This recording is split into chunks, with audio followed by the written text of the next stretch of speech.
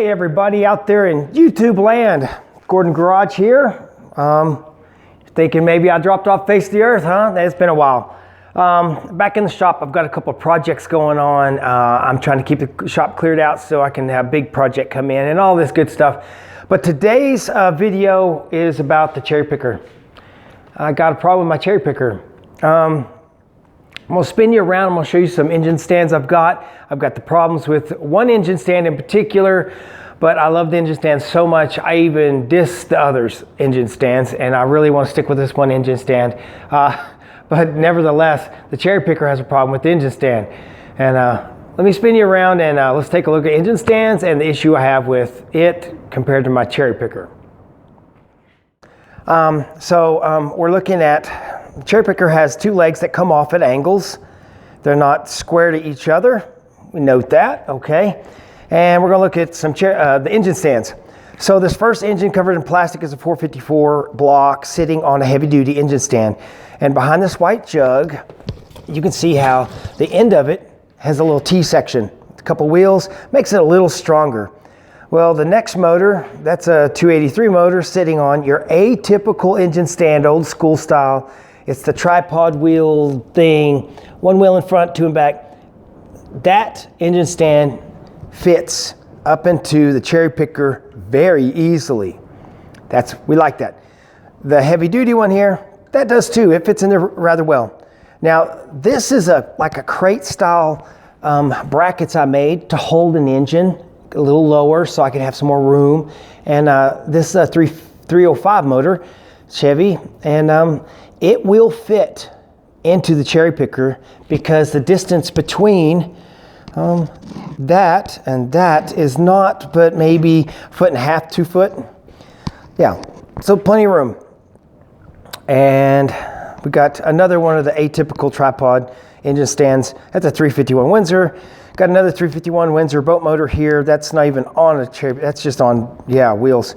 And then you have my favorite cherry picker, my engine stand. My favorite engine stand right here. I'm gonna take note of a couple things. Let me come around the other side. So on this one, you can see how the legs come out of the engine stand. It holds the engine up here. This is another 305 motor. And don't mind the Harley motor. Let's pretend it's not there. But this leg that comes out, it used to be straight, but I cut it and bent it and brought it in to where this leg is parallel to this leg for a reason. And it's very helpful, and I really love this. I'm gonna build this up just a little bit more to be an engine run stand. All I got to do is from this part of the engine stand up to the motor mount, I need to run a rod, a square tubing to stabilize the front of the motor so when it's running, it's not stressing everything on the very back end of the engine stand. And this was where I will run my engines. Now, you've seen in a previous video where I've altered this one, and from outside edge of this wheel to outside edge of that wheel is 2.25 feet. That means when it comes into this cherry picker, it only makes it to right there. That puts the engine out here. And when the cherry picker is in the up position, it has to pick from this spot. But the engine is out here. So that means I'm about to topple over a 300-pound engine because my engine stand won't go all the way up into my cherry picker. Yes, I juggle this quite often and it's driving me crazy, and today we're going to change things. The only reason I'm not going to change this is because my engine radiator support, the run stand radiator support, that's this thing. I built this in another episode. Let me show this to you.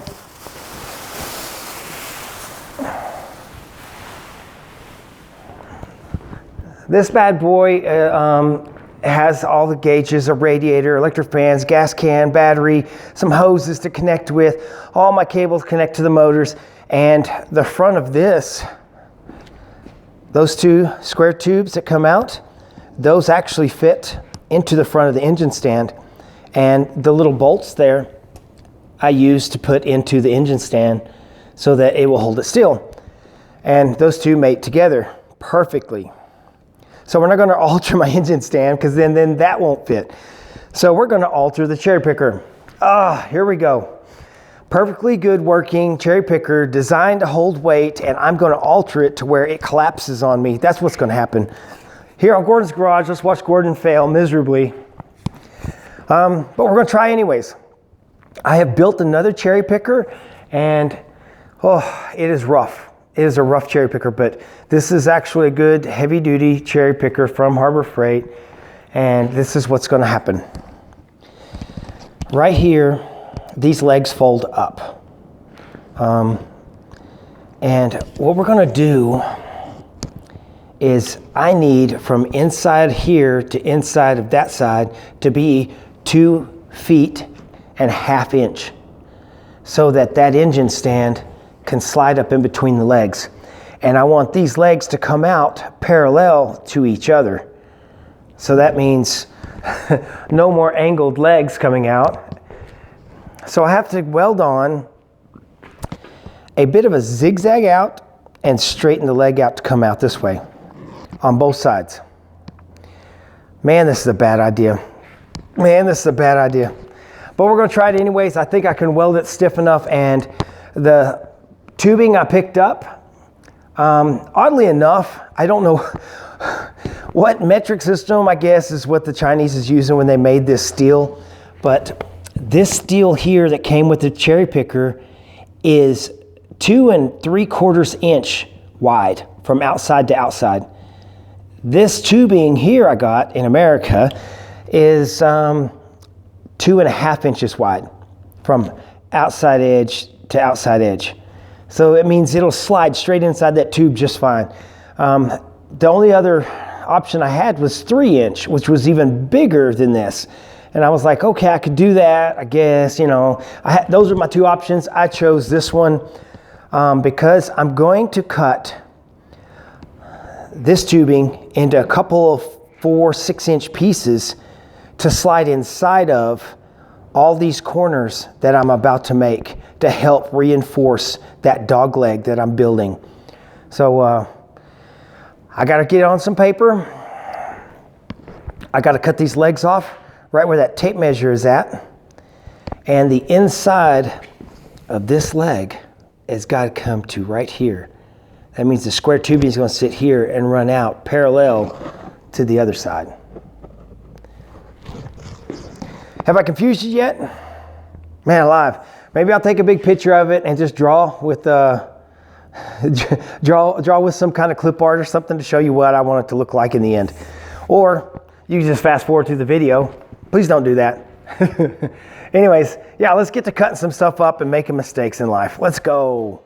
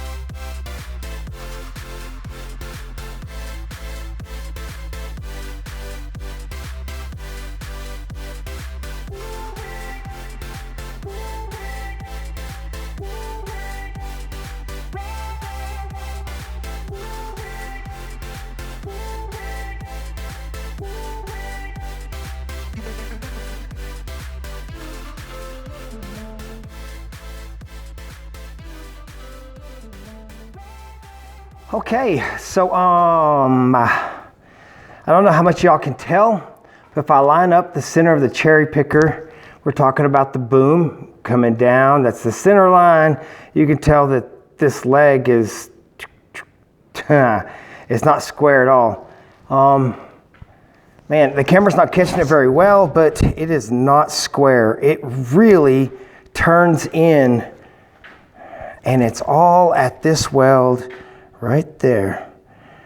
And so I think I have to weld this one on while it's on the cherry picker, just tack weld it, make sure I got that weird angle is not 90 degrees. So that's where I went wrong here. I didn't get that weird angle. I just put it together like it's set, and it fit real good and it looked real good on the workbench. But now it's basically this leg is going to be towed in.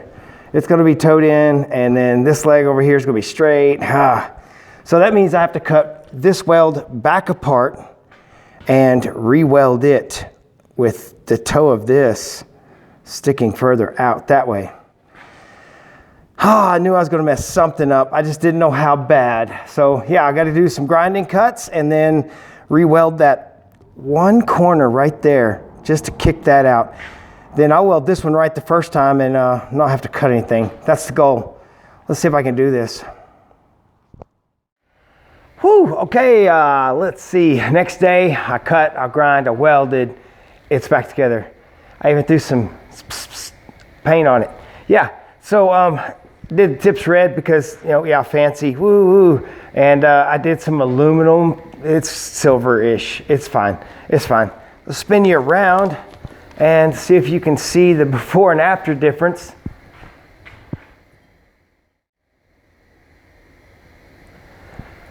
Right, so the whole reason I did all that stuff is so I could get this engine stand to go in there without getting clogged up and getting the weight of the center of the engine here in a spot that cherry picker would actually pick it up. So I think that's what's next. Let's see if I can run that thing in there.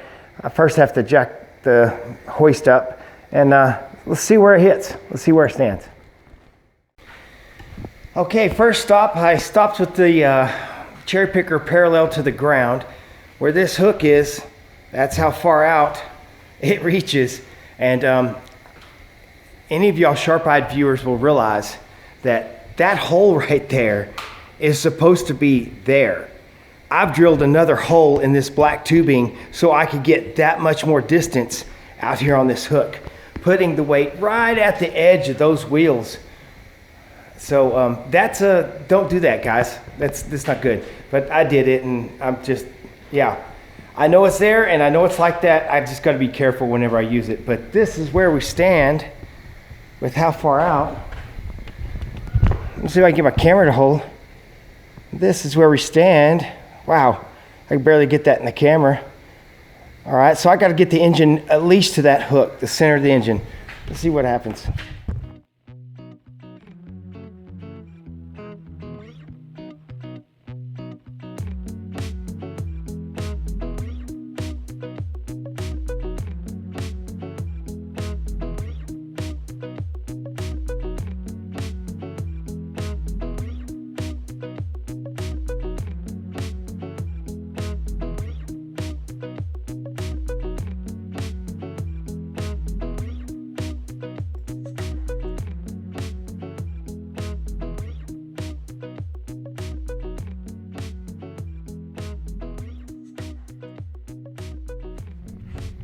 All right, as you can see, I picked up the engine and the engine stand, and I do have a few components in the valley there, a little extra weight, and it seems okay stable.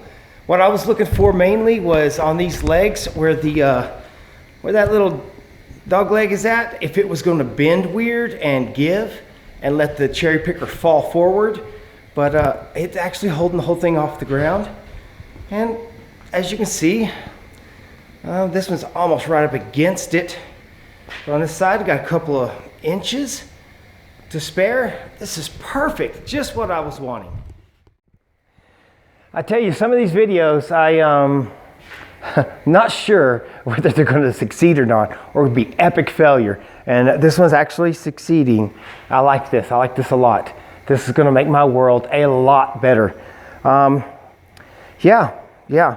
I put little black marks right here at 5-inch intervals. There's another black mark, so I know when I stick it out there, I at least have 5 more inches of this red tube up in this leg. But I probably won't need it. It's as far out as that's ever gonna go, and it's surpassed it anyway, so I'm probably gonna keep them right there. Yeah, wow, I can't believe it. End of the video just like that. Okay, well, this is Gordon's Garage. Thanks for tuning in, and if you have any thoughts or comments or disastrous results by cutting the legs like that, or you know of a cherry picker that's really cheap like a Harbor Freight that fits that engine stand, throw a comment down below. I'd like to see those parts, those different tools. Yeah, let me throw the engine's run station dashboard. I don't know what to call that. Anyways, let me throw that on the engine and show you how that goes together real quick.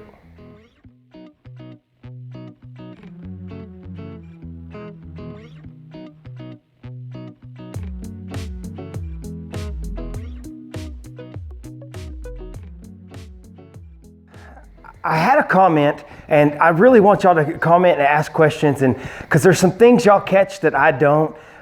Someone was talking about how turning this engine and dashboard with the radiator around was going to be difficult.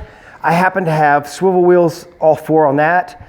This is the only set wheels that only go one direction, and those are swivel wheels. And it does pivot rather easily. Not really much force. I mean, I guess if the wheels get gummed up, I'll have to lubricate them. But I got another surprise for you. Let me spin you around and show you something about the cherry picker I was not expecting. Okay, so that spins around pretty easy, but the cherry picker. So I modified the legs. You see them again here, how they got the little elbow thing. And what I'm afraid of is whenever I bring the legs up, they were going to stick way out to the sides because I changed the angle of these legs. And, well, I was wrong. Check this out. They lean in. It's even more compact. I'm completely surprised about that. I didn't even think it would go that direction. I thought it would go leaning way out like that. And I was like, well, it is what it is. I'll just stick it in the corner anyways. But it actually has a benefit when you do the legs this way. They point more inward. And I was completely shocked about that. I had no idea I had that angle wrong in my head. So that's why it's sometimes you just go ahead and do it anyways. Cut it, weld it together, try it, and if it comes out wrong, you can always cut it and weld it again. I know it seems like a lot of work, but actually it's really not. When I had to recut and weld this one leg down here, it really didn't take that much time. I just had to take the angle grinder and just chopping. I did draw a line with a Sharpie to get myself a visual, and I knew which direction it needed to go. So once I started grinding, I stayed on the course, the direction I needed to go. But other than that, you can tell since one leg sticks out a little further than the other, they're not perfect, but they're out there to the left and right of the engine far enough that the engine stays centered over those. The center balance is good. Everything's still working.